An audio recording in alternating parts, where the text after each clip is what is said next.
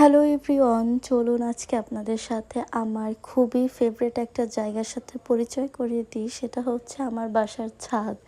আমার বাসার কোনো জায়গা যদি সবচেয়ে পছন্দের থেকে থাকে সেটা হচ্ছে আমার এই ছাদ। আমার যখন মন খারাপ থাকে তখন আমি ছাদে চলে আসি অ্যান্ড কীভাবে যেন মন এমনিতেই মানে ছাদে আসার সাথে সাথে ভালো হয়ে যায়। হয়তো আমি প্রকৃতি লাভার, তাই হয়তো প্রকৃতির মাঝে আসলে আমার মন ভালো হয়ে যায়। আর এটা হচ্ছে আমার গাছের ফুল, মানে আনফরচুনেটলি গাছের নাম আমার জানা নেই। আর ইদানিং আমার সবচেয়ে বেশি প্রিয় কাজ হচ্ছে আমার ফুল গাছে পানি দেয়া।